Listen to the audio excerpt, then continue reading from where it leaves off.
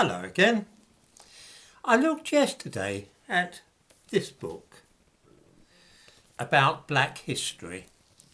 Since Britain's Black History Month is now coming to an end, I thought I would consider just how the whole Black history scam is worked.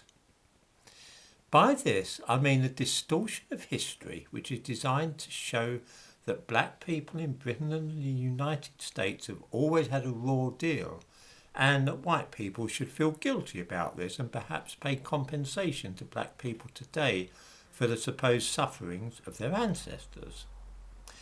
Black History Month is, in other words, part of an extortion plot to extract money, and it's played very cleverly, I will concede. The problem is that it also causes many young black people to become angry about what they are told is the past history of their families, and this in turn causes them to become alienated from mainstream society, which they are persuaded to see as a repressive system against which they must offer resistance. This is awful for society as a whole, but it's even worse for the young black people themselves, who by refusing to participate in society on the same terms as everybody else are accordingly robbed of their opportunities. This is a scandal, and people like the author of this book and others by people like David Olusoga are to blame. The way the stunt is pulled is absurdly simple. A period of history is chosen when bad things were happening to all kinds of different people. For example, the First World War. In the end of the First World War, loads of bad things were happening to all sorts of people, black and white at that time.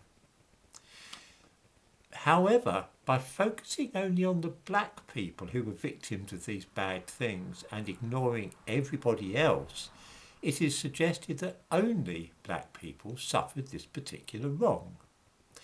Let me give one example mentioned in this book which sums up the whole trick and shows us what's being done. After the end of the First World War, all the soldiers in the British Army and the soldiers from the British Empire, Canada, Australia, New Zealand, Jamaica and so on, just wanted to go home. The fighting was over, they didn't see any reason why they should remain in the army. Those from other countries like Canada and Jamaica were especially keen to be able to return to their own countries. The British government, though, was keen on invading Russia and trying to put down the new Soviet government there. They also lacked enough ships to get all the people from other countries home. So there were huge delays and soldiers were not demobilised, which was a bit of a scandal anyway. Instead, they were sent to Russia to fight or kept in camps made to do physical work like digging ditches. This created a huge amount of ill feeling amongst British soldiers and Canadian soldiers and Jamaican soldiers, and it led to a lot of mutinies, both in Britain and in other countries where British troops were stationed. I had a book published on this subject a few years ago, and so it's something I know a bit about. This is 1919, Britain's Year of Revolution, and I cover quite a lot about the army mutinies at that time. In January 1919, for instance, the crew of the British warship Sickler received orders to sail into battle against the Russians. There was a mutiny and the crew refused to obey orders. 5 members of the crew were sentenced to death for that mutiny, but were later just sent to prison instead. These were all, by the way, white sailors. In Southampton, an army unit mutinied and other troops had to surround the base and disarm them.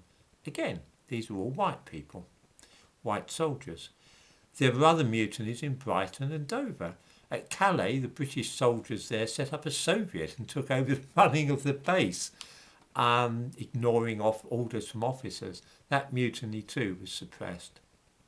In the most serious mutinies, Canadian troops who wished to go home ended up killing people. At Kinmel Camp in Wales, there was a mutiny in March 1919, which led to a gun battle in which 5 people were killed. In June, the police station at Epsom was besieged by Canadian troops and a police officer was killed. This was the sort of thing that was happening at the end of 1918 and the first half of 1919. This then is the background to the events in early 1919 and late 1918, which we find in this book and also one by David Olusoga.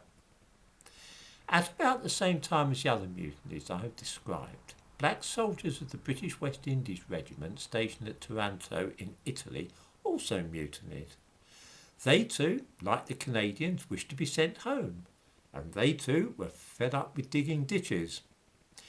In other words, this mutiny was no different from the others taking place at this time. They roughed up an officer, started slashing tents with knives, and were firing their rifles in the air and letting off firearms indiscriminately. Here is what this book says. Ready? 60 of the BWIR, that's the British West Indies Regiment, were tried for mutiny and sent to prison. One was executed by firing squad. One black soldier was killed. All lives matter, eh? Not if you're black. Right, he's saying plainly here that 2 soldiers were killed. The mutiny was put down by force. 1 black soldier was killed. Later, 60 were tried for mutiny and sent to prison. 1 was executed by firing squad. In other words, 2 black soldiers killed by white people. David Olusoga mentions this also in his book The World's War, Forgotten Soldiers of Empire. He writes that 60 men of the BWIR were put on trial as a result, and 1 was sentenced to 20 years in prison, while another was executed by firing squad, thus managing to make 2 serious mistakes in 1 sentence, which is no mean feat for an historian. In fact, nobody was executed for this affair. I can believe readily that Michael Holding, who wrote this book I've been looking at, who's only a former cricketer, didn't know the truth of the matter. But with David Olusoga, who's a well-known historian, he must have known what he was writing was false. It must be a deliberate falsehood. Nor, as Michael Holding claims, was a mutiny put down by force and the black soldier killed in the process. These are all lies. The soldiers at Taranto had rampaged about, threatening to kill all white men, by the way, and firing their guns at random. In the course of this riot, a black soldier was killed by one of the men shooting his rifle indiscriminately.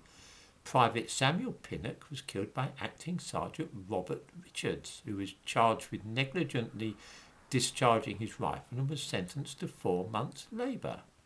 This was the only death during the mutiny. When Michael Holding says on page 184,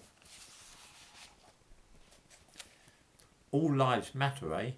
Not if you're black. We might ask, if black lives matter, then perhaps it would be wise for black people to stop killing other black people. That this happened is unfortunate, but hardly the fault of white people. The ringleader of the mutiny, a Jamaican called Arthur Sanches, was indeed sentenced to death, but he wasn't executed. His sentence was commuted to a term of imprisonment. An execution did take place later, but it was nothing to do with the mutiny.